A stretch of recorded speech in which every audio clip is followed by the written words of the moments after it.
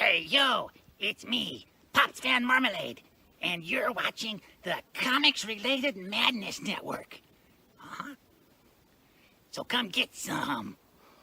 CromCon. CromCon.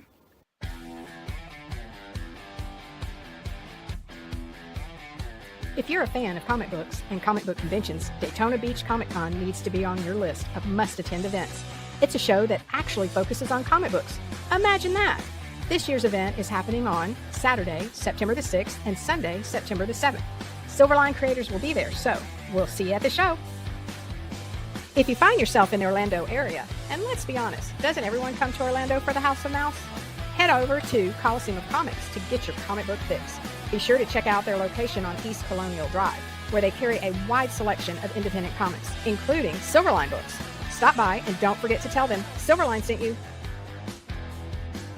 Hey, if you're an independent comic creator looking to get your comic printed, look no further than Kablam Digital Printing.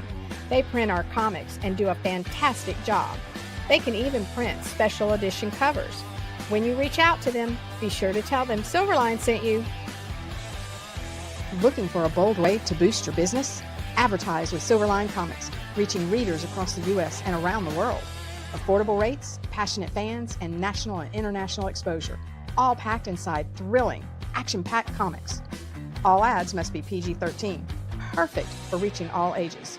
Spots are limited. Grab your ad space today and become part of the adventure.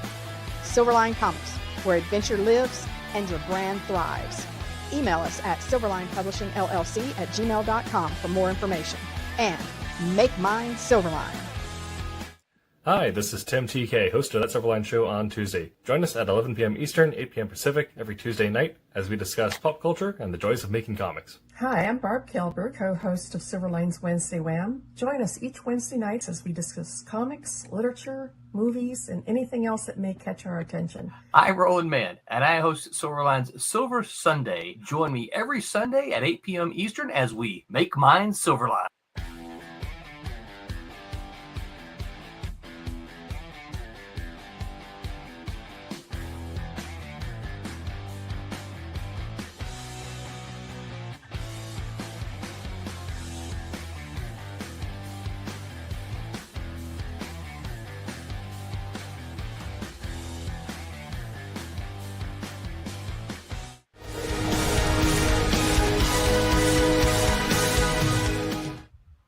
Hello, everyone, and welcome to Silverline's Wednesday Wham. I'm still trying to post on Facebook. Facebook doesn't like me.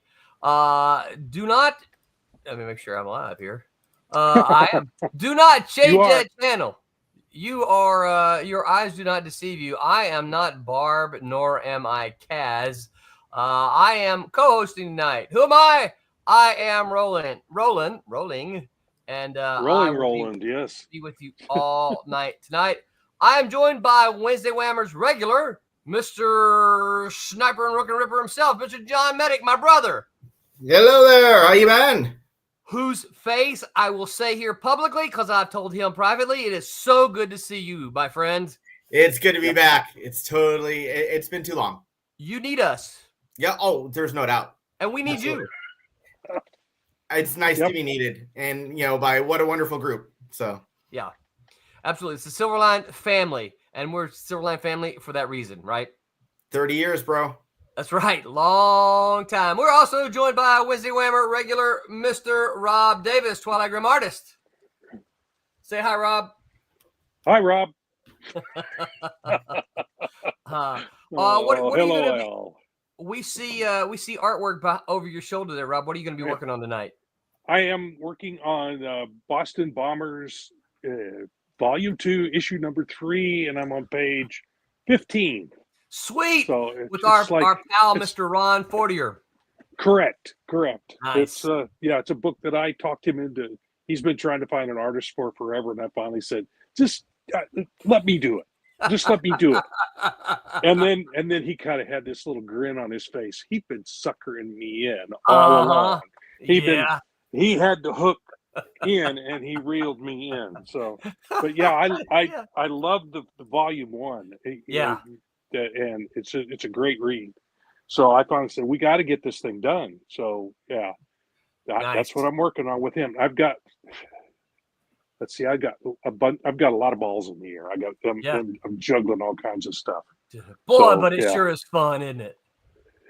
It is, it's funny. I had a real job for between 15 and 20 years, and felt like I was busy all the time. I retired, and I'm busier now than I have ever been. So you're loving it, aren't you?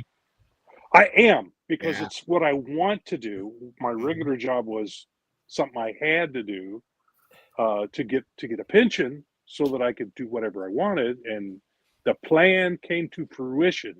I am now a retired and I am a comic book artist. I'm retired and now doing what I've always wanted to do regularly all the time, and not worried about making a lot of money at it, which is, in today's market, that's probably the way to go, unfortunately.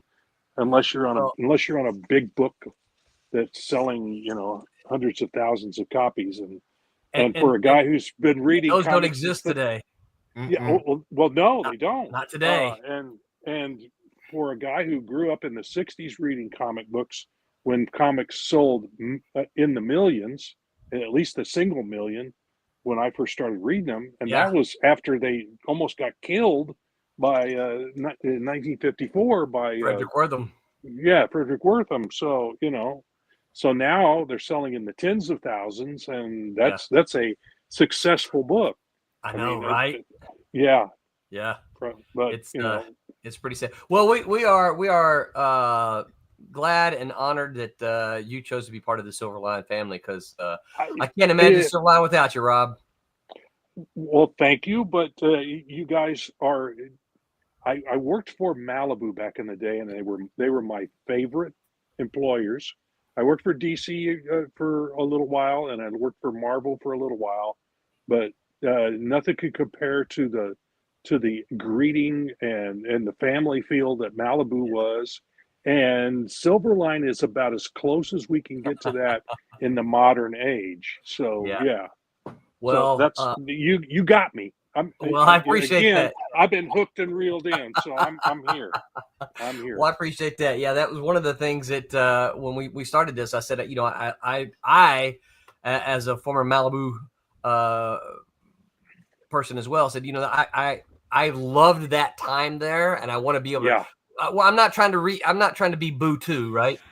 You can't. You just can't. It will never happen again. It was a lightning in a bottle. Yes, but we do have some of the ingredients. Well, that's it. And if we can kind of get some of that spirit, some of that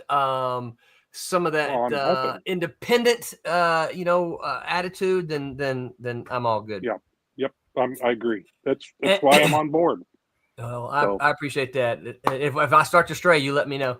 And of course, you'll know. Yeah. Last but not least, we are joined by the slinger of inks himself, Mr. Jose Fuentes, who is normally on Tuesday nights. He's joining us tonight. So we've got a mix of all three here tonight. It's an amalgam, if you will. Jose, it's already dark over your shoulder. I don't get to watch the sun go down now. No, that only happens on Sunday. Well, if I do see a creature start to rise up out of the water behind you, I will let you know. I appreciate that. As he turns around and looks. I know. Yeah. Gotta make sure. So, Jose, what are you working on tonight? I am working on Cat and Mouse Vipers. Number 2. Makes my heart just go pitter patter. Can you share? I told you I've had several people tell me like, "Oh my God, Cat and Mouse number 1, Vipers number 1 was awesome. Like, when's number 2 coming out? I need to know. I need to know what's going on." I was like, I'm working on it, guys. You're like, okay, I'll get back to work. So are you working on paper or are you working digitally? So for Cat and Mouse Vipers, I'm inking it in digitally. But for obsoletes, I'm actually penciling that traditionally. Okay. Yeah, because I've tried to do digital, and I'm going, I can see how it might speed things up, but in the meantime, I have to take the time to learn how to do it and learn the tools.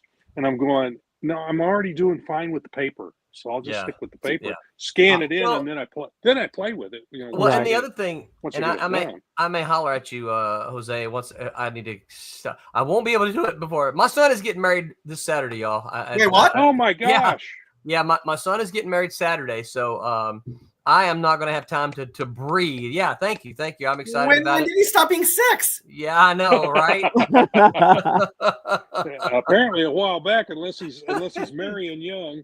Wow, Brett, congratulations. Yeah, Yeah, yep. that's cool. I will pass that on to him. We're excited. We like her. She's apparently she's got something special because she let him stick around for a while. So Right. She's at least tolerant, eh? that's right. Yeah, I say the same kinda about my like wife. yeah, Yeah. yeah. Well, I mean, let's what's be that? honest. Let's be honest. You know, us people that work on comics and whatnot, our wives truly have to be tolerant.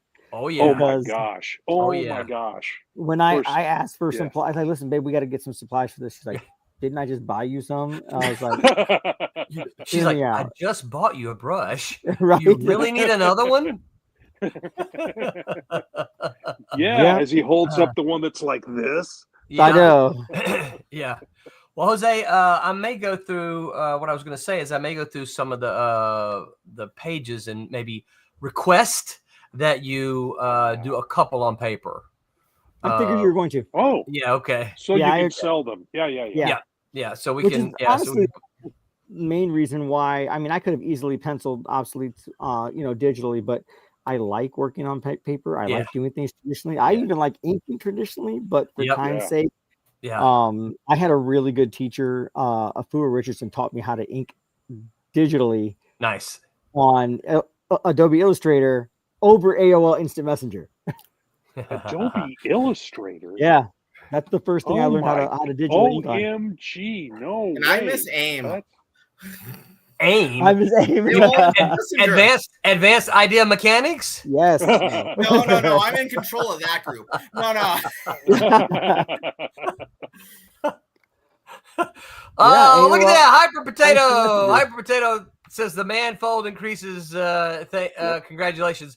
Thank you so much, Hyper Potato. As always, great to see you here. I don't know if you guys got to see any of my social media, but I got to meet Hyper in the flesh, and we took a picture. Oh, And I asked him. I said, "Can I post it out?" He goes, "Yeah, you can."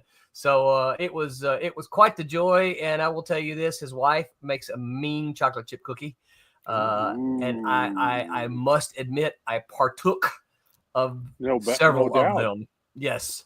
Hyper then says we art collectors love paper. So there you go, guys. Yep. That's the reason you got to keep doing it on paper too, right? I do. That's right. I've got a stack of old artwork here, but I'm just keep adding to it. So Yep. yeah. That's okay. Good. That's okay. I'm working Yeah. I'm working on building my stack of old artwork. Yeah. Yeah. There you go. Hey, you'll get there. Hey, Jose, So- you got to start somewhere, right? Sir. So Roland, Yes, sir. don't we have a fund GoFundMe or a fund my comic or something like that going on? We That you do. want to talk about before we get Absolutely. too far along? And this is where we are. What Can does you that tell I'm a company man? You are. So, you guys, as you can see here up on your screen now, we've got 2 weeks. We've got 14 days to go, and we are 68% funded, which means we are over halfway. Only got just a little bit more to go. I think I got to navigate here. I think there's even for you folks who like paper, I think there's still some that one's gone. That one's gone. There we go. We got There's Oh man. yep. Here's a page from issue 1. And I tell you what, if you guys who back you get the original art, remind me, and I'll include the issue as well. Some of this is from issue 2. that's pretty reasonable.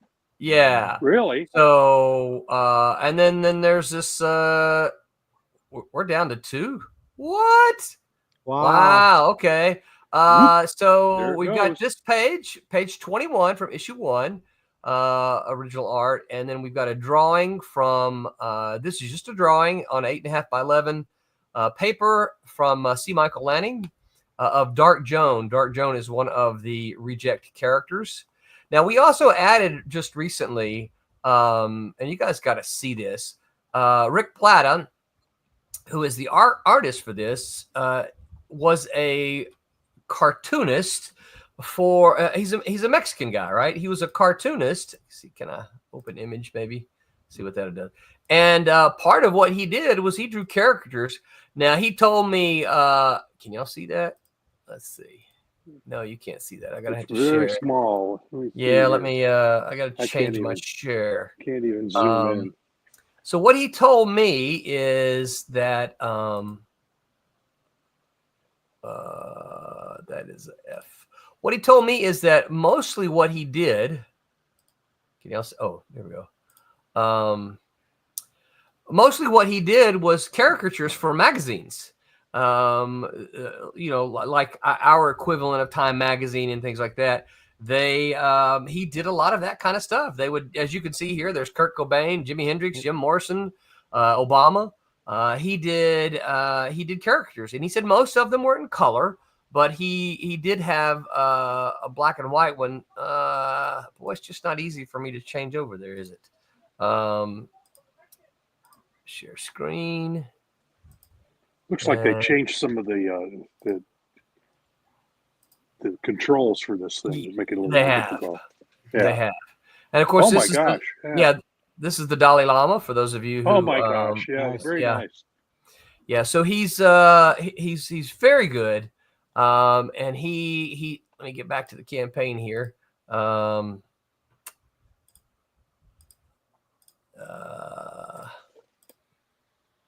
Boy, it keeps changing my screen here.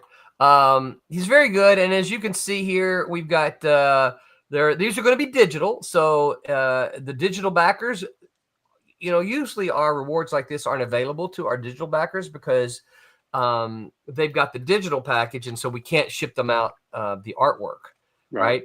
So these are going to be all because he's in Mexico, and he said, "Hey, I'll do these digitally." And that way we can get them to the backers that way. So all of them are digital. And you can see there's 8 of the black and white ones available at $40, which is a steal. And then he's got 4 available in the color, and those are $70 a piece. Obviously, we will, if it's, we will need color photo reference so that he knows what you look like. So he's going to do one of the person who buys it. Yes. Because you didn't cover that part.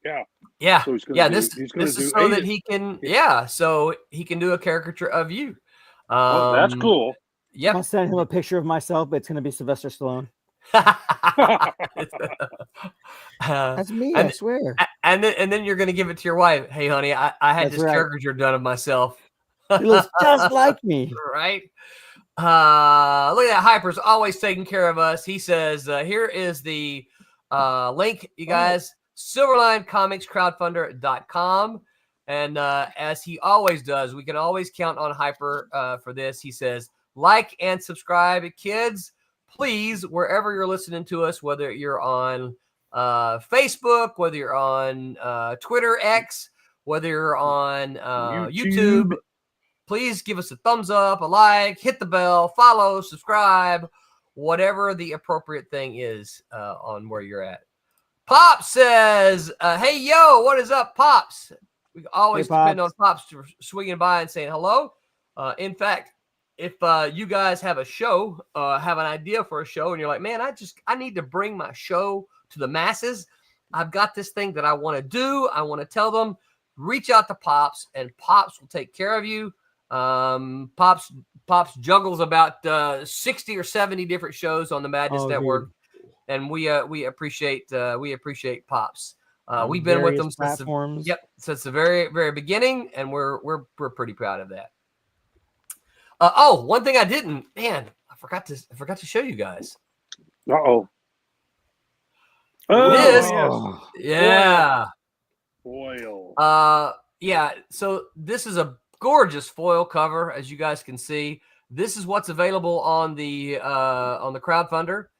It's only available via the crowdfunder. So obviously, the book will be available afterwards. But this foil is only going to be available during the crowdfunder. So the way this works, because people ask me, well, how many are you printing?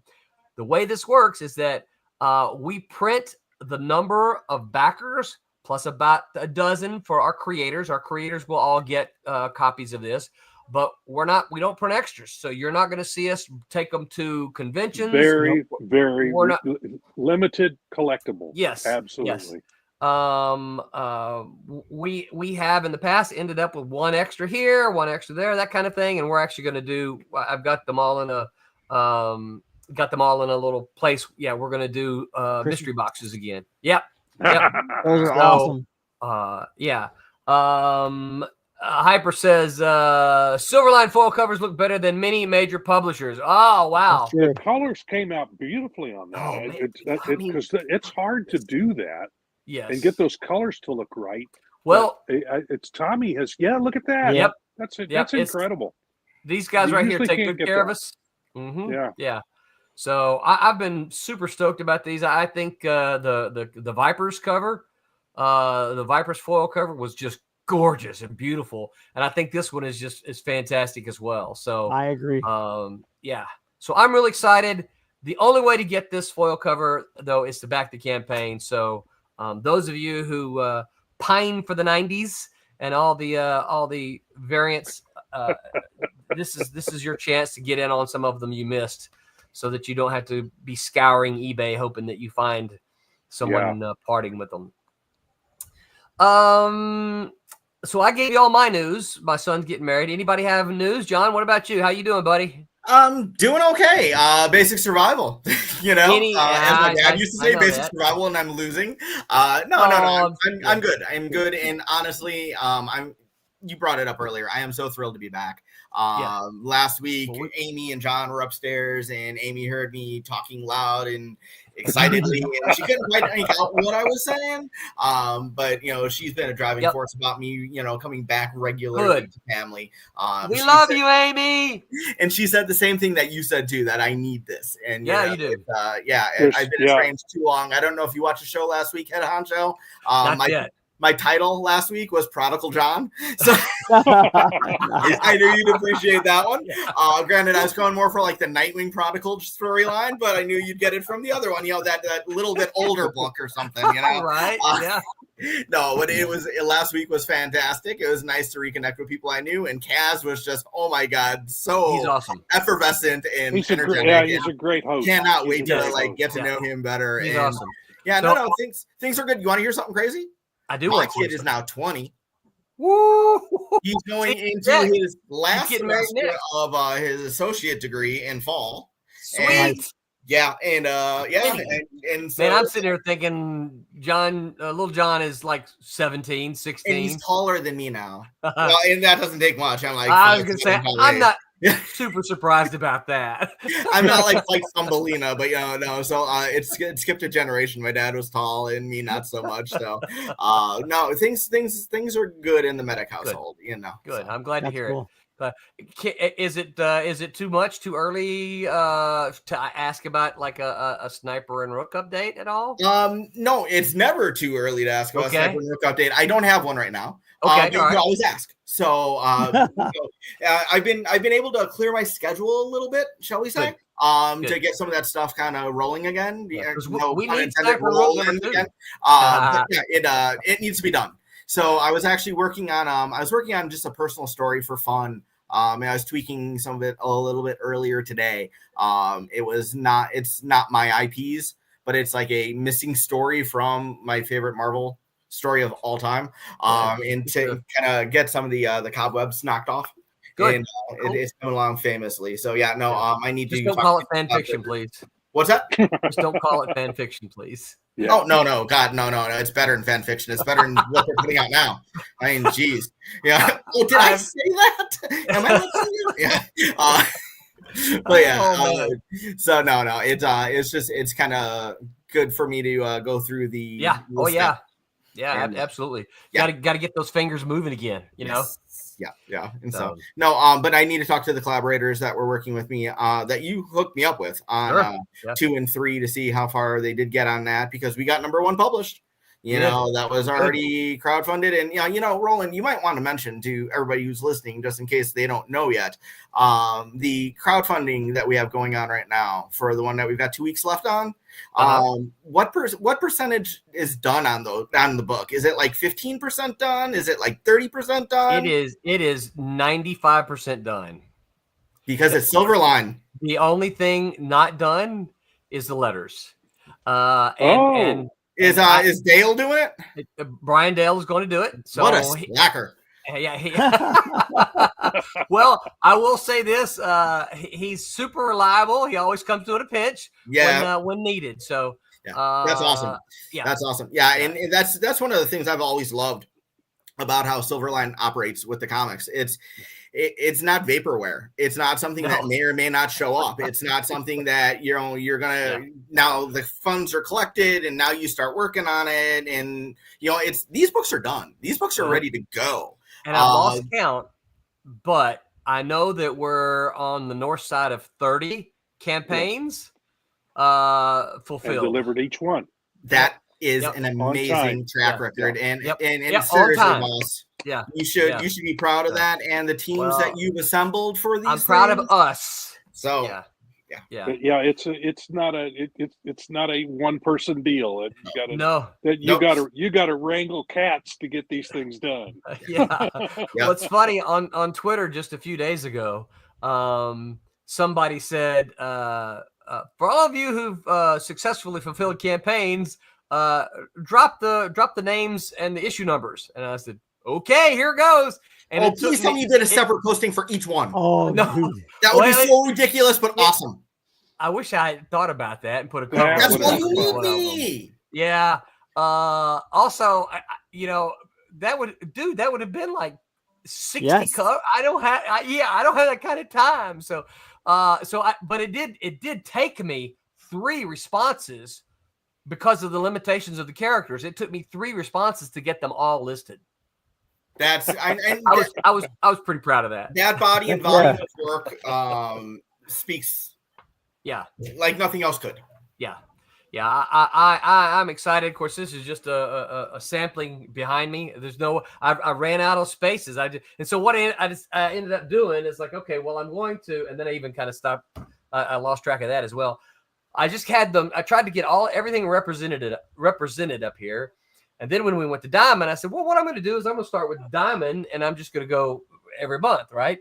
And then I was like, okay, well, now what? Okay, well, then I had the Christmas thing come out, and then I'm like, where am I going to put it? And, so anyway. I'm still way more room on the wall. Let's make it happen. Yeah, you mean over here? Yep. You need another wall. Yeah, I need another one of these, right? This rack thing is really cool. It was a crowdfunder. Actually, I backed a crowdfunder for this thing, and I'm like, this is really cool. I want one. So I need to let them know, and I'm guessing this is the first one. There's a couple of small problems with it, like this right here. You can't see it, but this is coming. This is tearing, so the comic is going to slide through. I had another one tearing too, but I don't know where that is. Is it like vinyl PVC? Oh, it's right down here. It's just plastic. Okay. I mean, I don't know what it is, to be honest with you. Yes, probably. Yeah, it's one of those. Yeah. It's made from dead dinosaurs. Yeah. Yes, right. Woody says, like Lucky Smooth. Thanks, Woody. Thanks for hanging out with us. Always good to see you here. Woody Wrench. What about you, Jose? You got any news? I'm tabling at SuperCon this weekend. Sweet. While you're at Brett's wedding. So SuperCon is in Miami, right? It is in Miami. Yep. So all you South Florida people, get over there and see Jose. Ask for him by name. When you go into the door, say, I am here to see Jose. Why, you ask? Because the people taking your money at the ticket booth go, who's this Jose guy? We got to get him back again next year. That's nothing wrong with that. Right? Nothing wrong with that. That's what I'm saying. And Jose, you going to be doing sketches there? And I will be. I have all the comics that I've worked on for Silverline so far. Lots of obsoletes. Oh yeah, Vipers. I also have my obsolete sketch covers, my blank sketch covers that I'll be working on. A couple of them on there as well. And yeah, and that, some original art, some sketch cards I've done, and I'll be doing commissions there as well. What about sketches? If I bring you my copy of Obsolete #1, will you sign it for me? Absolutely, for free. For free? I don't have to pay you money? Nope. Man, I am there. Woody says slithery plastic is slippery. Yeah, so you guys get out and see Jose at Miami Beach Convention Center.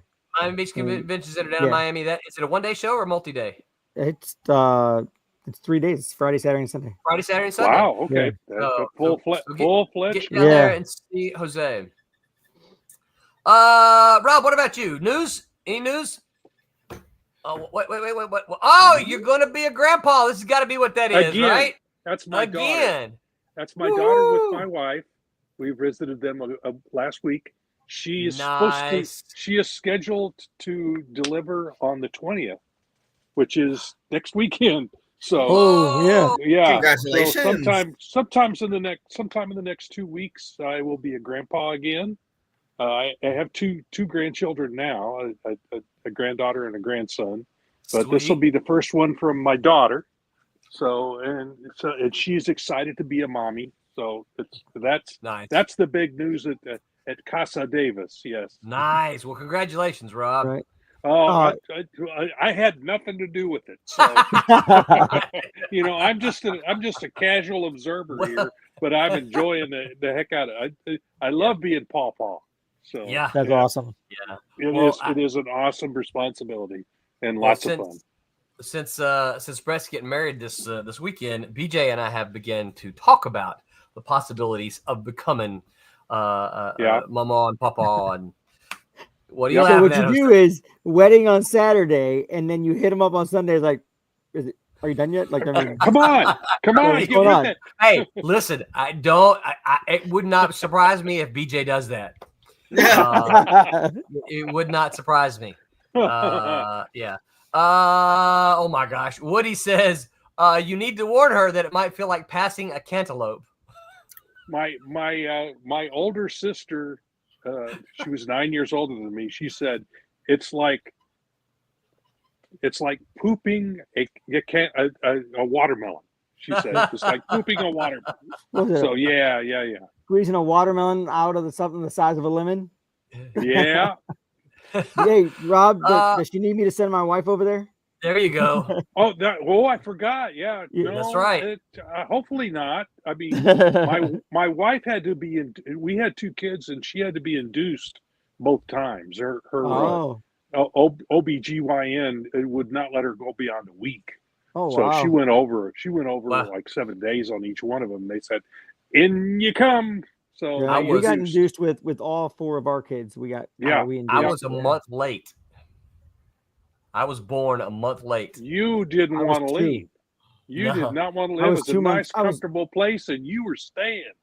I was 2 months early. 2 months early. Yeah. My mom said my dad was able to hold me in the palm of his hand. Wow. Oh my gosh. Yeah. Oh yeah. Hyper Potato says, "Congrats, Papa." Actually, Thank you. Said Rob. Thank you. Yep. All right. So, topic of the night. All the silliness out of the way. Storing your comics. So, we all at one point in time, we progressed from fan, collector to creator, right? So, what I want to talk about is I want to talk about that change. Hyper said Roland really loved the free room and board. Yeah, I think you're right. That's funny. No responsibilities. Only responsibility I had was to stretch and kick. Right. So we all, we began as readers, collectors, fans, and then we made the transition to professionals, to creators. So what I want to do is I want to kind of we'll go around here, talk about how did you store your comics before as a fan? How did you store your comics? and we'll just start there. We won't move up to what we're doing now. But so I wish I had, if I didn't have a wedding to attend this Saturday, I would have done some internet research and snagged some pictures. But you've all seen the picture from the guy in like the 1970s where he's sitting on his bed and there's just piles of comics all around him, right? And of course, we're all looking at the picture going, look, there's Avengers number 32. Right. There's we're all spotting the old comics, right? Mm-hmm. Clearly, this guy did not have them in bags. He did not have them boarded. So I'll start. So give you guys a chance to think. I can remember when I first started buying comics, I literally just had a box, not a comic box, just and it wasn't even in the shape of a comic book. I would buy my comics, I would read them, and I put them in my box. But then I would go through my box and reread the ones that I really liked all the time, right? You know, and I know this is blasphemy, but I would even sometimes take them and fold them in half and then in half again and stick them in my back pocket and take them to school so I could trade them with my friend. I think you're going to burn you for eternity for that. Just yourself. That's like against the Geneva Convention or something. Well, these comics were printed on newsprint. As soon as it came off the press, it started falling apart. Right. I mean, newsprint is so full of acid and stuff that it's just going to deteriorate unless you do something to preserve it.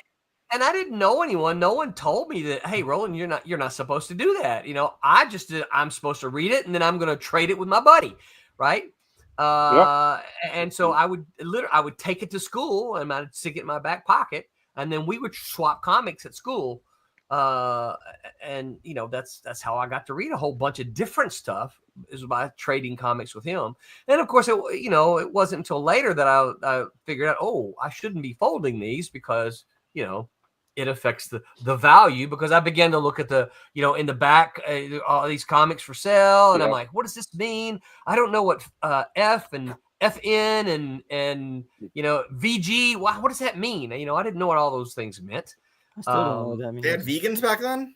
Yeah, right. Yep. Yeah. You could eat the comic book because it's not made out of meat, right? Mm-hmm. And if that's the 60s, it had acid too, right? That's a whole different topic.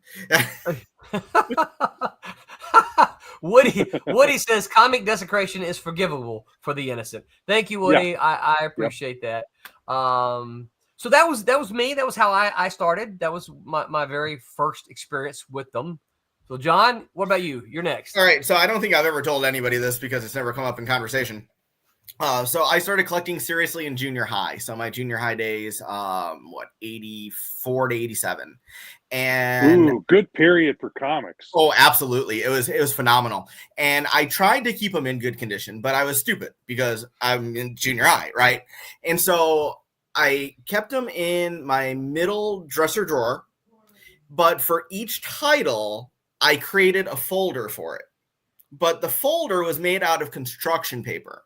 Okay. That I stapled around 3 edges and a little bit on the side to hold it shut. So the comics did not slide out and in easily. Corners bent, corners dinged. Yeah. Think about like all of these friggin' staples against the paper. I probably did more damage to them using this preservation method than not using a preservation method at all.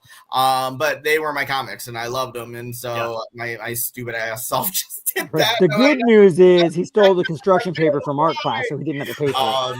What's up? What I missed?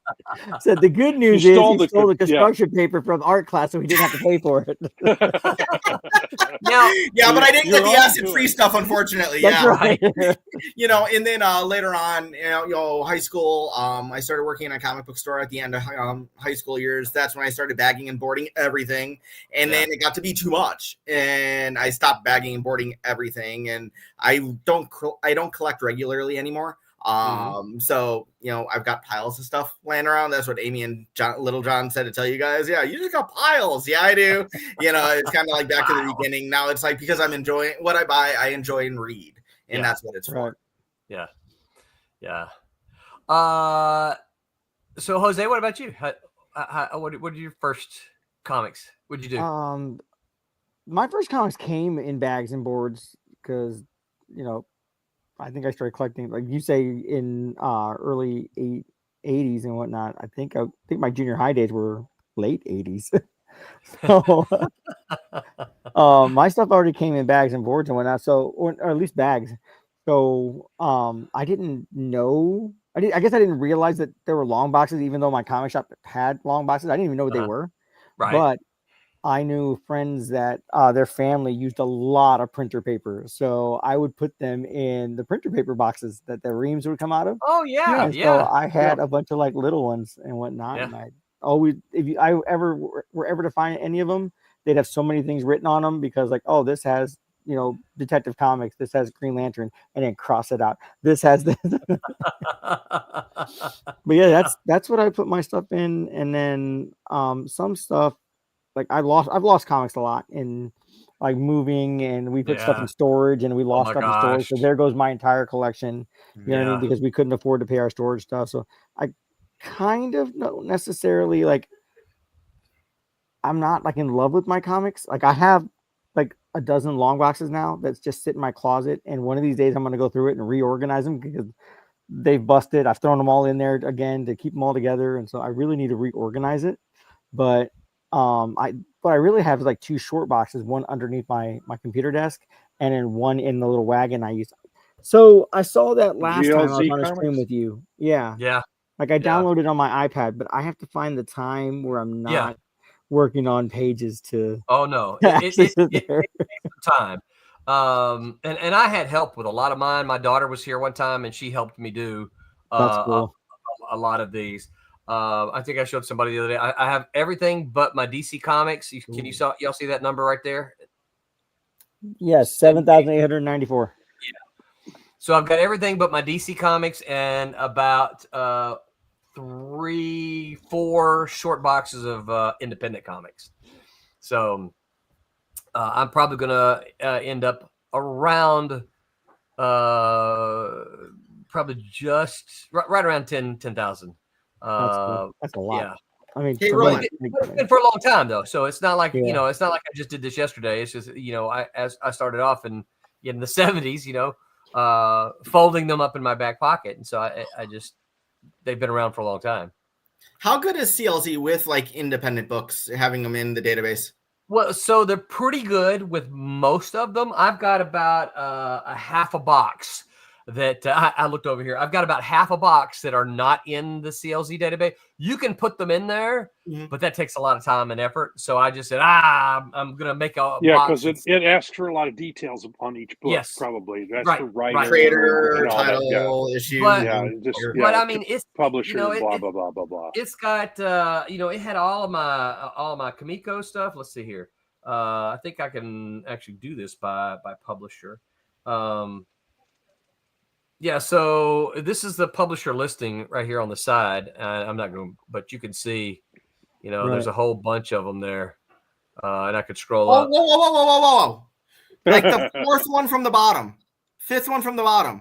1, 2, 3, Beta 3 Comics. That's me. Everybody, in case you didn't know, Beta 3 is me, and Roland let me bring my imprint over to Silverline. Rock on. That's the one. Cool. Those are the ones in my collection. Sweet. Yep. So you can see I have two 6s, 2 7s, and 3 8s. Well, we need to get you the rest, bro.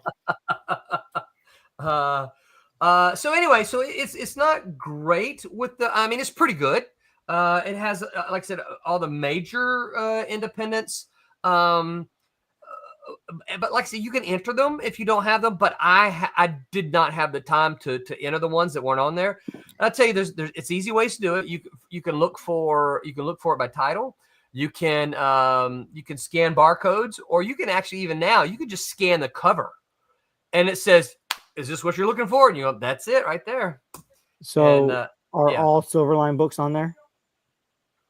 You know what? I don't even know, to be honest with you. That's a perfect intern job. Yeah. Right? Let's see here. So is it hooked to the internet so that when you enter something, it goes into their database?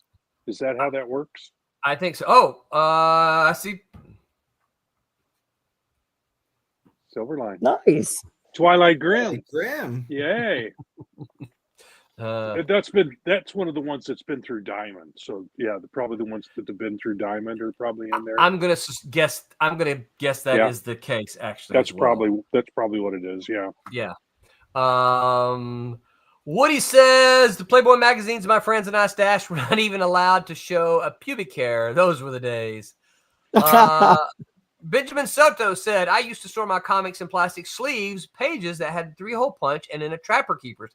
I remember Trapper doing Keeper some of that. Yeah, that's not a bad way to do it. It keeps it flat. Well, and you know, so before I continue on, Rob, what about you? What do you first remember? Stacking them. Yeah. When I first got them, was stacking them, and then my dad was a paper salesman. So we had, the paper boxes, typing paper boxes, copy paper. We had those boxes. So when I got enough that they fit in there pretty well. And then later on, at some point, he had some samples, a whole bunch of samples of these folders. They were 8.5 by 11, and they had a big flap on the front that you open it up and you could slide stuff into. Oh, yeah. And I would put a handful of comics in each one of those and then put them in a filing cabinet. Those, they were kept away from the light. They were flat. That kept those in pretty good shape. Yeah. But of course, then once I graduated into, eventually started putting them in bags. And then just recently I started going through my whole collection again. And I'm now bagging and boarding. Are you? At least every third or fourth book to keep them all stiff. Yeah. By putting a board in there, because the boards are expensive. Yes, Holy they are. Crap, they're expensive. Yeah. But if you buy them in big bulk, they're not so bad. But that's how I first got them. Was I just stacked them up, and of course the first time I sold my comics, sold comics at a comic shop, I still had them stacked. And I took, and the guy went through the stack and he goes, I could tell you've had these all stacked together. And I could tell you which ones were on top and which ones were on the bottom. Like The ones on the bottom were flat. And the ones toward the top, of course, the covers would. Can y'all see this backing board? Yeah, that's a plastic one, isn't it? No, it's the light's reflecting on it. Yeah. But you can see the ink has come off on it. Yeah. Oh yeah. I have. I have some of those. Yeah, this is the danger. I think of the backing boards is when they stay in there too long. Then that ink. I don't know what the process is called. I can see the lettering on there. It just It discolors the board. You can see the ad that was on the back of the comic. Yeah. I've got in reverse. It happens like that with regular cardboard backing boards as well. Like if you have them in there for so long, they start to yellow and they start. I went to my depending comic on shop. The kind you get. Right. Well, his mom had given him she was a comic collector, and so that's the comics she started his shop with, and so I went there. I was there like for a good portion of a day, just replacing all the old Incredible Hulk and Iron Man backing boards and whatnot in bags. Yeah. Like look at this one. Yeah. I can almost read it. Football. Something, they discolor. Yep. Rob, is yours yellow, like with the yellow blotches? The one that you just picked up? This one's a new one. Oh, okay. But this is a new one, but it's on the opposite side. It's cardboard. It's not coated on both sides. These are the least expensive that you can get. They're buffered on this side. They're buffered in white. So that they won't eat your comics, but the other side is just plain old cardboard. So you can't put two comics in there. You can put I did that for a while in bags. Is I put two comics. Yeah, me too. Yeah, it depends on the bag. If you use a Silver Age bag in a modern backing board, you can put two big ones. Yeah. Yep. This is clearly this was an ad for Terminator. Right. Yeah. On the back. Yep. So you see it says T2 right there. So that's one of the, I think, the dangers of boards. That is the drawback. Yes. Yeah. Go ahead. I was just saying, I use plexiglass backing boards because a lot of the sketch covers I do front and back. You know what I mean? Yeah. Depending on how much of a commission someone So a wants clear, for it. yeah, a clear. Yeah, it's a clear. So Well, you can see the it has a back, film yeah. on it. So what I when I'm done, I'll peel the film off and then carefully get it all put in there with a Silver Age bag. So there's plenty of room for the plexiglass. But yeah, like that. That's cool. That turns out really well when you've got an image you've done on both sides, and I've had people talk like, oh, I just put the backing board in between the pages. Yeah, those are a lot more expensive. I had gotten a Godfather deal because one of the shops in Fort Myers area, they were going out of business, and I knew the guy was a good friend, and so he just gave me like a huge stack. He's like, dude, you can have these. Man, I know you use them all the time. These are yours. I'm like, are you for real? It's like, yeah, man. Go ahead, bro. Like, dude, I'm gonna have to Google those. I've never even seen those before. That's neat. Yeah. I love that. I've only another seen collector told me about it. Yeah. Well, see, I'm a little bit, I didn't realize you put them in bags until I went to a comic shop for the first time, and I was like, why are these all in bags? And I'm like, oh, this is cool. And so, kind of like Benjamin Soto, I went home then. I'm like, well, what can I get? And I used to get, the little, I didn't know. I was getting like the saran wrap kind of stuff, I did saran wrap, actually, like legit saran wrap for a while. Yeah. Yep. Because I didn't realize that they were, comic bags. And so it wasn't until probably I was in high school that I'm like, oh, or maybe junior high, probably about the time I started driving, because I could take myself to the comic shop then. And that's when then I bought a whole bunch of bags and then put all of my stuff in bags. Now I didn't have any boards back then. I probably didn't have boards until I got into college. And when I got into college, I got to realizing, oh, some of these comics I have now have some value, so I want to keep them in a better condition. And so I was selective in the boards. I would only board the ones that I thought had value. And for me, that was like, Avengers, my early Avengers. I didn't board the ones that I bought off the rack, like, the 130s and 40s and 50s, because those didn't feel like they were old to me. Those were, the ones that I had bought. So Woody says, for those of us in the peanut gallery, this is fascinating information about what was going on in the comic books of my youth. Okay, so here's the question. Here's the next question then. Time is flying by. Here's the next question for you. When you became a creator, right? So clearly we all kind of got to the point where we were bagging and boarding. When you became a creator, did your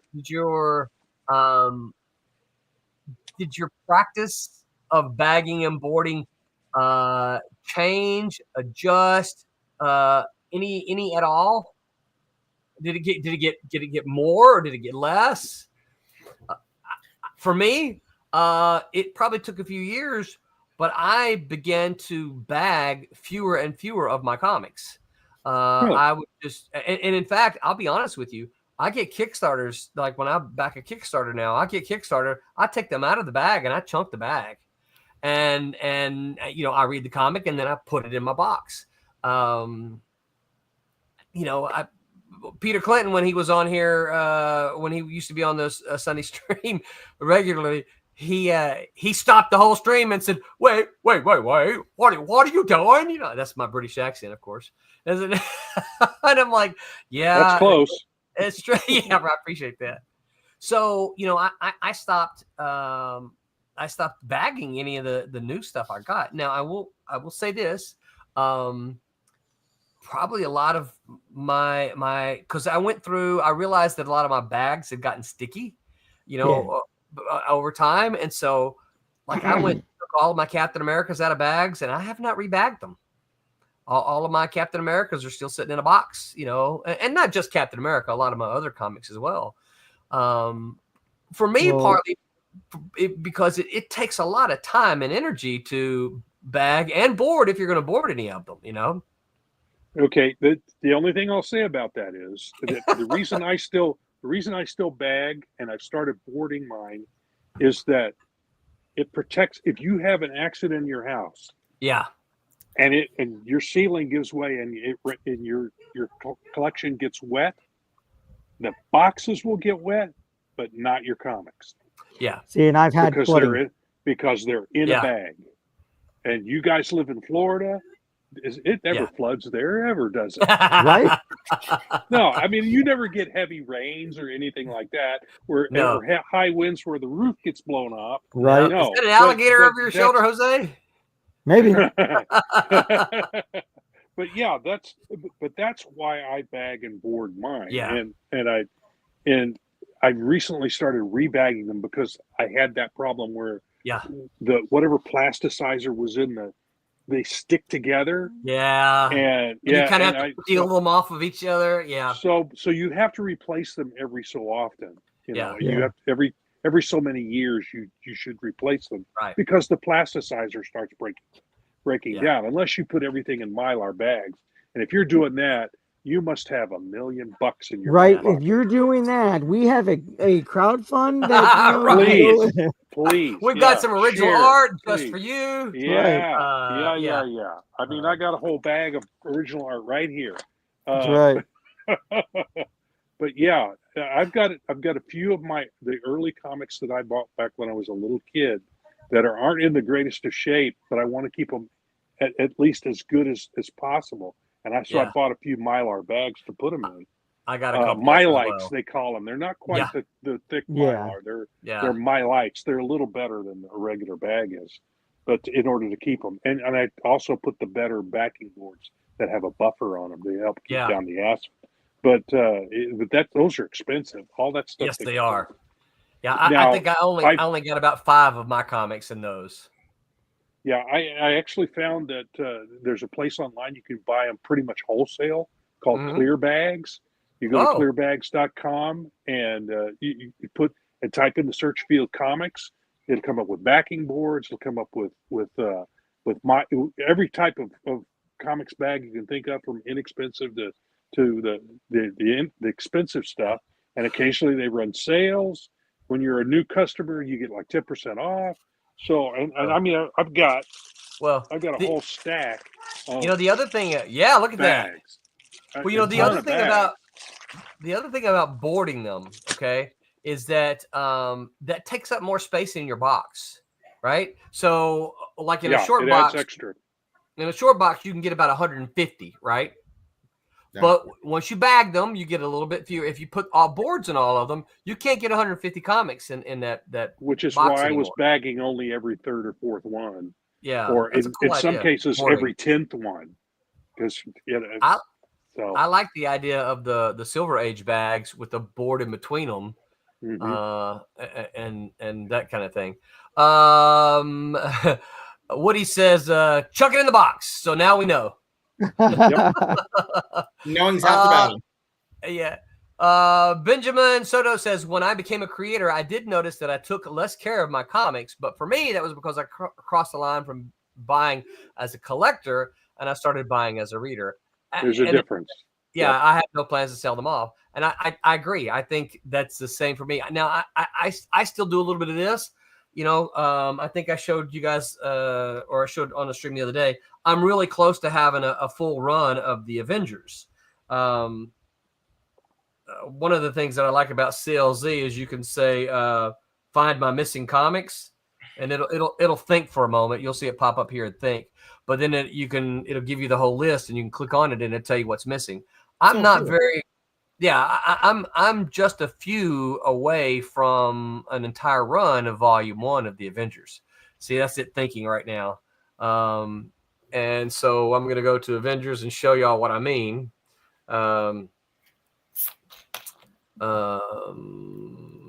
Avengers Volume 1.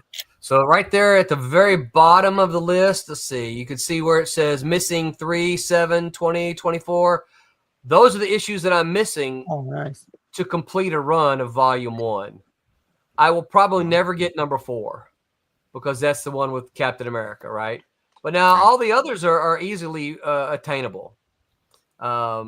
I might have a poor copy of number 4. Get out of here! Oh my An extra God! one. An extra one. No I may have way! an extra one. No way! Well, don't you tease me! let me look. Oh my gosh! I don't know if I can get to them right now, but no, I can't. It's in the second stack. Yeah. Yeah. So Woody says the plasticizer starts breaking. Yeah. And he says, these are the factoids we peanut gallery people never quite learn. Yep. Us artists never quite learn sometimes either. So no. I would like to bag all of mine, but for me, part of it is time. It's like, oh, when am I gonna, it takes a lot of time. Yeah, it does. But I haven't gotten through my whole collection. Yeah, I can't get to it.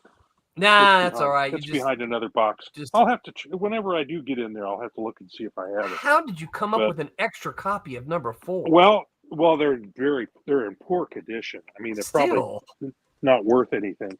I did this back when the Chicago Comic-Con was still Chicago Comic-Con. Yeah, I remember. And that hasn't been around since the 80s, since the late 90s, I think, is when it was purchased by Wizard. Yeah, I think I went in 91. And excuse me, it went to crap. Wizard World Chicago, Wizard, right? When it was Wizard World after it was purchased, and then the first time I went, they stuck me at I used to get a full 6-foot table from the organizers. I didn't even have to pay for it. Yeah, the first time Wizard had it, I got a 4-foot section. Really? And not even a whole table? No, a 4-foot section of the table, and I had to pay like $300 or $400 for it. It was crazy. And so of course I didn't make any money. And even worse, they put me next to the stage where they were having the wrestling guys. Oh. So when people would come up to speak to me, they would start. I remember that year. Yeah. That was like 2004, wasn't it? No, it was before that. It was like I don't remember exactly when it is, but I was done. I never went back because the only people that got decent ones were like Rob Liefeld, people with big names. Right. They got tips. So guys with smaller publishers, bye. So and it was a shame because I loved that show for the longest time. It was a great show. I enjoyed it as well. I tabled I didn't go very often at Wizard World Chicago. Like once I tabled there, and then like it was so much. Like even then, like it was so much like for me to come up with a table there, and then we after that it was like we'll just go because as long as you showed you have a body of work, something even a small little snippet of a script, they'll give you a free pass to walk in. I was like, I'll just do that and walk around and say hi to people. That was that. I think I went one other time with a friend, and and I paid for a table and didn't make back expenses at all, not even close. So it was that. It was good to go. It's good to go at that point as a fan, right? As a creator for if you weren't working for Marvel or DC or Image, right? You're nothing. Yeah. Right. So and okay, that's fine. So So what about boxes? We know that John started off in paper boxes. When did you make the shift to comic boxes? You remember? That would have been in high school. When you started at the store?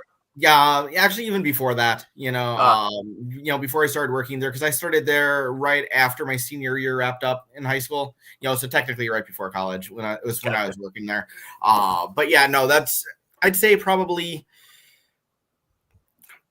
mid high school. I'd want to say, and all the cardboard boxes and the lids, and that's one of the problems now. Talking, when Rob was talking about pricing of bags and boards, I mean, I remember bags being $3 or $4 a pack, and boards were like $8. And so, those numbers are in my head, and I don't want to know what they are now because they never should be more than that. Like $20. The show we were watching crazy. TV as a family. The prices have really skyrocketed in the last 4 or And 5 years. Amy about choked because they had something about like a lease for a car, lease this for $586 a month. And she's like, what? You know, it's like these prices are all nuts. And like my brain is candy bars were 35 cents. That's When right. these are like $2 now. Yeah. don't And so, even get yeah, me I'm really, really don't off. even get me started. I could go back in the day. You could gather up Coke bottles. Yeah. Pop Oh, I bottles, used to do that. and you get anywhere from 2 cents to a nickel for them. You turn them all in, and I got enough that I could get a candy bar, 2 or 3 comics, and a soda. Coke. Yep. A soda of any kind. Yep. So I was in heaven. But it take what it would take to get that these days. Yeah. Right. So comics were 12 cents when I first started.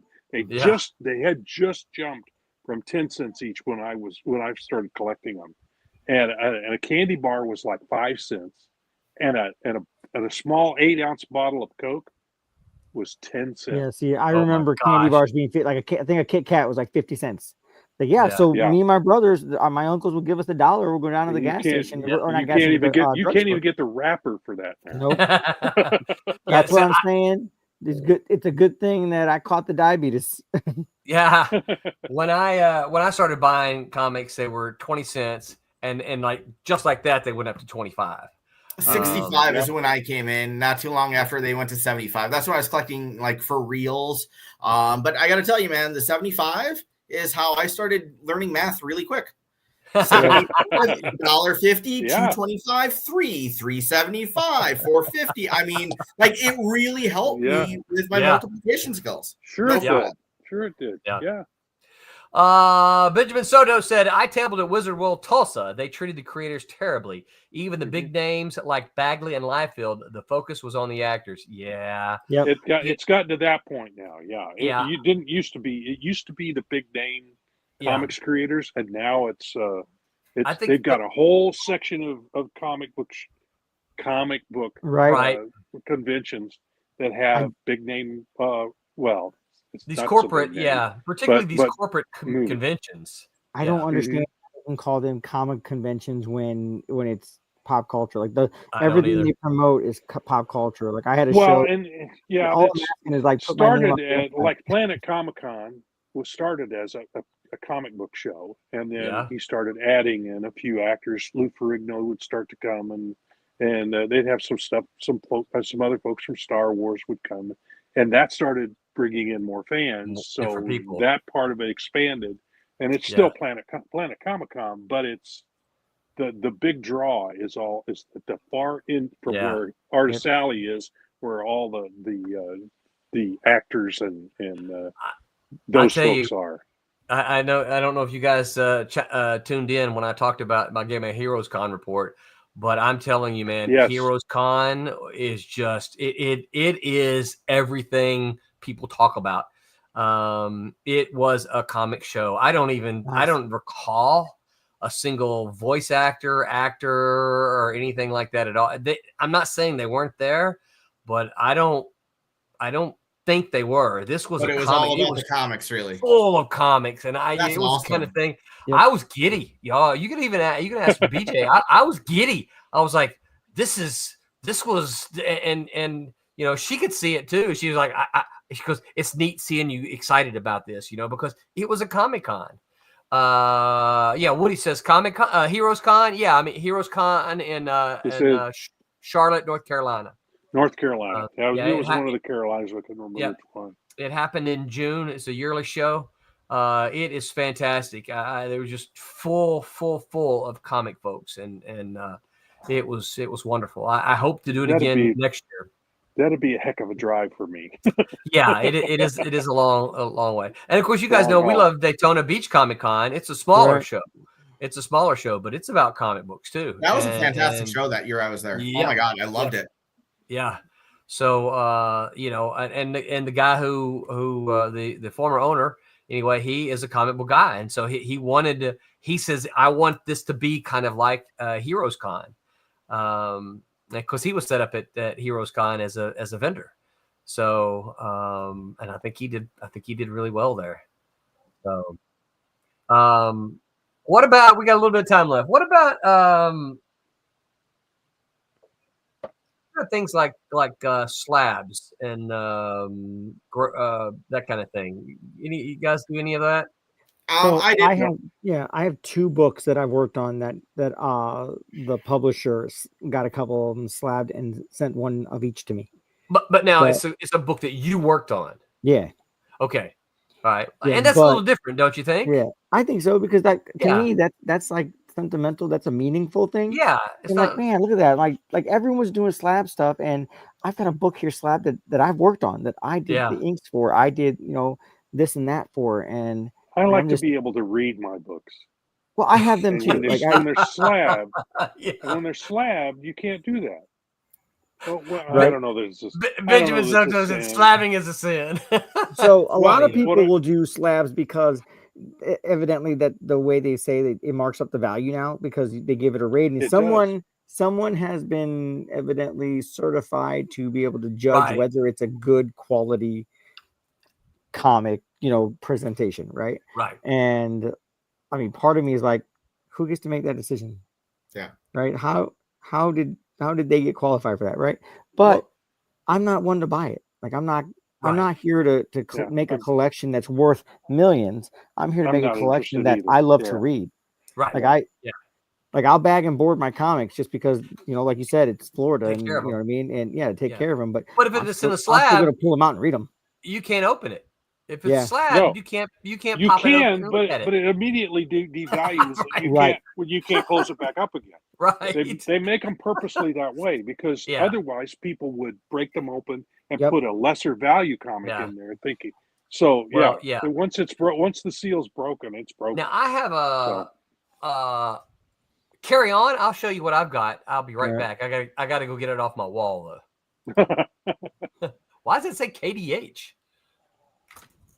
Carry on. I gotta go get it. All right. So I'll wait for Roland to come back. I'll tell my slab story. Well, I could tell the story about how I got my wife involved in comics. This was back in the 80s.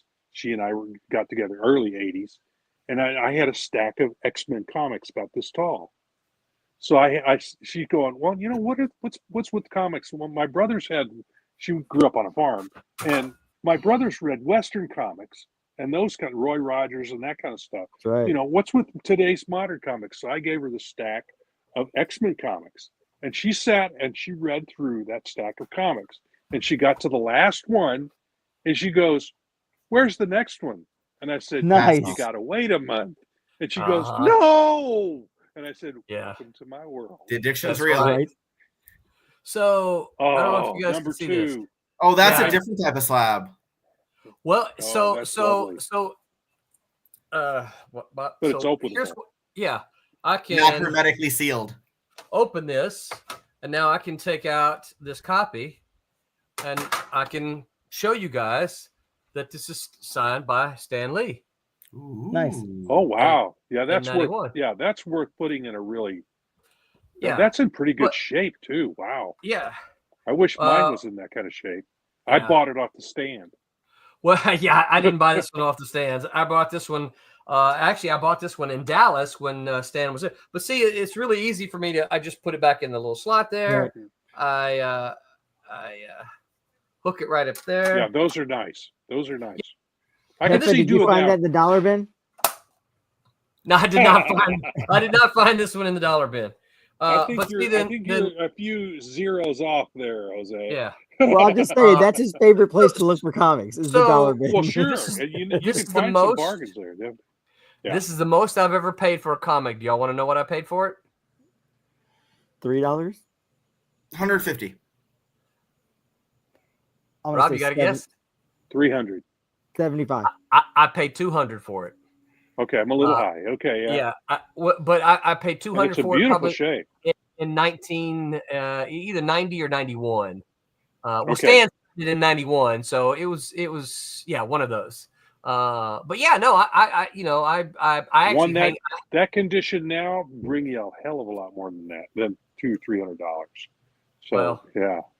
but like Benjamin Soto said, this is mine, right? Stan Lee signed this for me. I took this book up to him and said, I love your work. You've been a great inspiration to me. Will you sign my book? And Excelsior, sure, true believer. And he signed my book, and so this is what I would do, because I can open it and show you guys, I don't think, except like Jose said, I think it'd be kind of neat to have something of mine. That's what I did. So I've got 4 books slabbed. Okay. The first year I ever did Wizard World Chicago was 2003. I had printed for the first time Sniper and Rook number 6 was full size. Everything else was digest size up till then. Right. It printed up. I have those as well.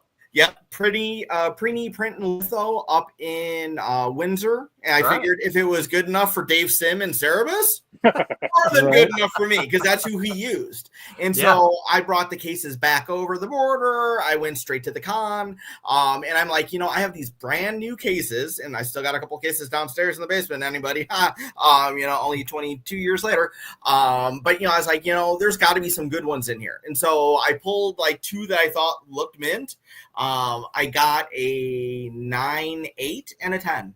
Nice. Yeah. So I've got a 10.0 of a Sniper and Rook, and then fast forward to 2006, I want to say, when we did a reprint of Sniper and Rook through the school I was working at as a promo for when they were doing Wizard Chicago, and I pulled 2 and had them graded at the show, and like there's a 9.8 and a 9.6 or something like that. Nice. I'm pretty sure I'm remembering. I don't think I inverted them.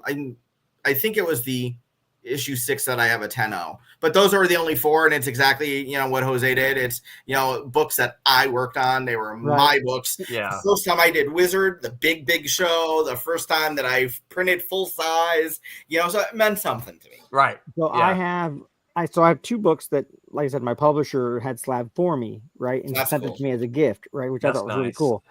But I actually have 7 out in the universe, 7 other books that I worked on that have been slabbed. The only reason I know that is because the guy sent me pictures. He sent me an email with pictures of them after they got slabbed. I did on Transformers Beast Hunter covers, blank covers. I did one cover. I did each Dinobot. And then I did another cover that had all their heads, like all the Dinobot heads on it. And then I did a like classic Loki with the big horns. Yeah. Blank. And I did on the back side of it, I did Throg. So I think I've seen the Loki one. Yeah, the Loki one had Throg on the back, and he got them all graded, and all of them came back 9.8, except for the multiple head cover one, and that came back, I think it was like 9.6 or something like that. Wow. Like either way, I was pretty happy with the way they came out. Yeah. I think I might consider doing something like that, as well. Woody says, "Awesome, Jose." Thank you. Yeah. And then he says, "Brand new cases? Tell us more." So what else? Anybody else have anything about storing your comics? Is there something you wanted to say that I didn't give you the opportunity to say? I think we're good. Bag them if you want to bag them. Don't bag them if you don't want to bag them. Just keep reading. Exactly. It's rely on self be true. Yeah. If you want them to have value, bag them. Yeah. Right. If you're collecting them to have value after you're done with them, that put them in a bag, and if you can afford to board them as well. But if you're reading them, it doesn't matter. When you bag them, do you tape them or do you let the tops flop? I put the flap in behind the backing board. And nowadays they have the resealing ones. Like the they do. Yeah. I will take it. Yeah, here. Let me see if I've got one here. Yeah. I will take it and I will slip the board in like that. Uh-huh. And then behind the board, I will take it and slip that back behind. Oh. Like that. Yep. So you don't have to tape it. And then the book, of course, goes in there. But Benjamin Soto said, I'm a Tucker as well, Rob. Yep. And I'm getting these out of order, but it's funnier that way. Woody said that's what she said. that is good. Yeah. Sorry, yeah, Woody. I know that's not in the order that you posted that, but it was funnier that way to me. That's funnier that way. Yeah, definitely. But yeah, I actually have, I have a short boxes over here to the left of me, and I have two shelves of long boxes. But I just counted them a little bit ago. I have the equivalent of 21 long boxes full of nice. Yeah, nice. I think I have 7. Yeah, so it's figuring 200 to 300 in each long box. Right. Yeah. I remember dating back to the 60s. Some of them. Well, that's what I remember. Long boxes were 300, and the short boxes were 150. That's how I can remember that. Right. So, yep, that's about right. Yep.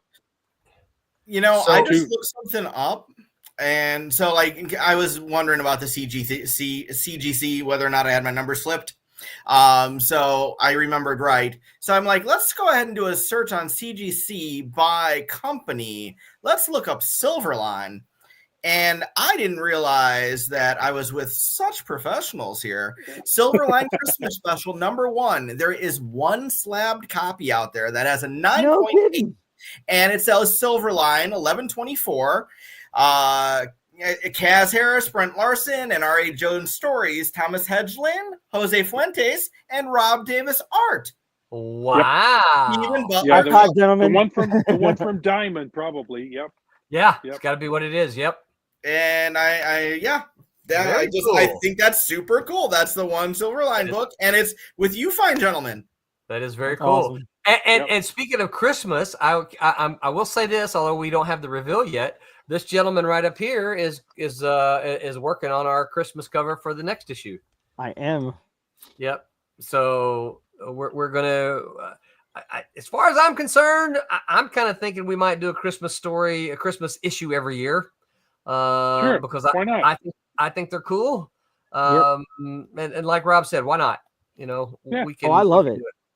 I absolutely I was so excited. I think that's the first thing I ever inked for you was really Tom Hedgelin's pencils. Yeah. Okay. Yeah. Cool. Wow. Yep. I'm very proud of the with the crowd. We ran the crowdfunder for the big one, and I was very, very, very proud of that book. That was a great book. Yeah, I think so too. And so now what we've done the last year and this year, cut it in half. And we didn't cut it in half. We took because there were 16 stories in that thing. Yeah. I had one. This is probably what's slabbed. Yeah, because this is the issue. There were 16 stories in the trade. I don't have that up here. I don't think about six pages each. Yeah, 6 pages each. This is the trade. Right, so you can see it's got the square bound size, yeah. But yeah, see, there's everybody that worked on the trade, and so there was 6 page stories, 16 stories, and so what we did for the monthly, or not the monthly, but the regular issue is we just took 3 stories, and for this one, right, and then we're going to take 3 stories for the one we're going to do this year. And we'll do the same thing. Probably next year, I need to start thinking about generating some new ones. Mission accepted. Yeah. What's that? Right. Mission accepted. Right. Mission accepted. That's right. I'll be happy to write one. Yeah. I don't do we have Sniper and Rook? I don't think we had Sniper and Rook, did we? Mm-mm. No. Nope. Yeah. So see, we could start thinking about it. 6 pages, John. Here, I got to keep John on a leash. No more, no less. Right? I'm the one who keeps pushing, and it's like, no, Roland, books have 24 pages. Not anymore. They don't. Yes, they do, Roland, and I still hit space twice after a period. Stop trying to change me. Yeah. I count off on my students who do that. I actually have a special program for InDesign that I do for Airship 27. It has a little program that I start every time I get a new documents in. I run it through this little program, and it eliminates every one of those double spaces after a period, amongst a bunch of other stuff that it also does. Nice. I still double space on It emails. eliminates extra spaces at the beginning of a paragraph. Man, It just goes through and looks for all those silly things. That's cool. But Woody said, "Merry Christmas." I don't get this one. 24. What's 24, Woody? You're gonna have to explain that. How many one. pages in a comic? Oh yeah, okay, yeah.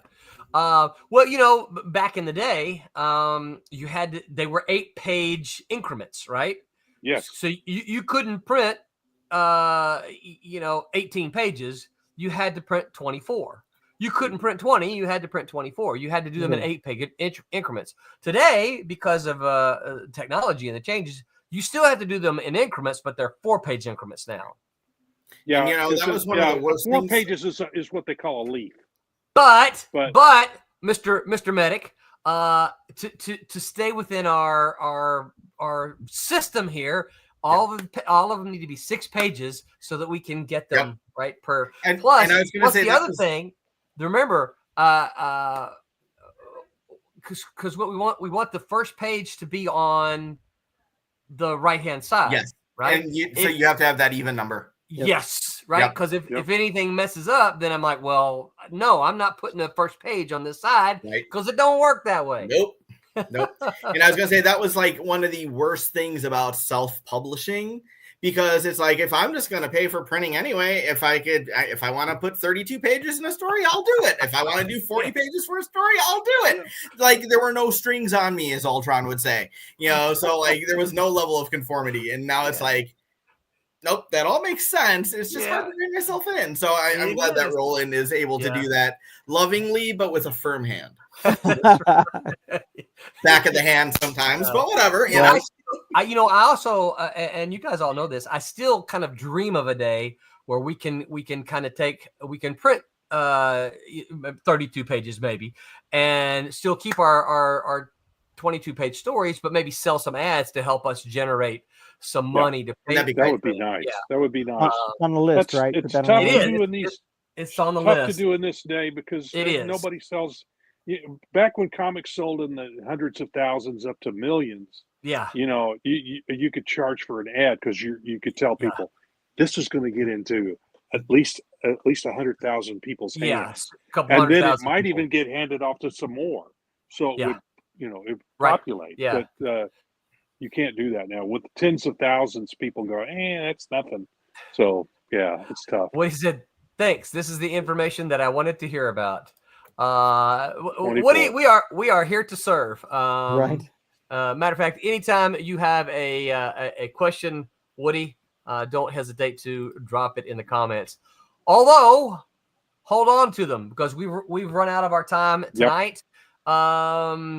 Anything before I close this out, guys? Any closing comments? Been a great night. Nope. Good seeing you, Head Honcho. Go over to the crowdfunder. That's right. I thought, what happened? I had it shared. Share screen. It always takes me away. Get over there. Silverline Comics crowdfunder.com. Benjamin Soto says, good show, guys. Thank you, Benjamin. Thanks. Benjamin, thank you for hanging out with us. Right. All right. So next show coming up on Sunday. Tom Mason will host in my place because I'm going to be at a wedding. And they're going to talk about who's stronger, Bugs versus Daffy, Thor versus Hulk. The Silver Sunday Crew debate classic character strengths and weaknesses. On Tuesday, comic gimmicks and signings. That Silverline show on Tuesday, we're going to talk about foil, LE, metal, virgin, ultraviolet editions, limited runs with reprints, hundreds of versions of issue number 1, expensive store exclusions, special signings for hot artists. The team talk about all these and more. Jose will be on that night. That's Tuesday night. Mm-hmm. Next week, Kaz will be your host again, and trivia, guess the cover artist. That's all he's got. So I'm assuming he's gonna pop those up, and you're gonna get your first trivia night, John. Yes, I'm looking forward to that. That sounds it is a lot. I thought I was gonna do so well last time. Like there was a category of DC comics. I was like, oh, I'm in. I got this. I named the first question. I got it like hands down. I got it. Yeah. And I don't think I got another one right the rest of the time. And I got mad at you guys because I was commenting in the chat and and they were like, don't pick Marvel because Roland's listening. Don't pick Marvel. Don't pick Avengers. Don't pick Avengers. Oh, that's right. Don't pick Avengers. They kept picking this DC stuff and I didn't have any idea what that was. Listen, I am one of the few people, and even Kaz was like, "Are you trolling me and whatnot about was it Dark Phoenix? Yeah, about who wrote it and drew it? Like I had no clue. Like I guessed like the first thing that popped in my head. I'm like, nah, and I got it right. Yeah, you did. Yep. And he was like, "Oh, that's right." I was like, "Holy cow!" I didn't know that. All right, everyone. Thank you so much for tuning in tonight. Don't forget to like, subscribe, hit the bell, hit the follow. Please share us out if you've enjoyed tonight. Tell your friends. And until the next time, remember to make mine Silverline. Thank you and good night, everyone. Hi, I'm Dave Dorman. Make mine Silverline.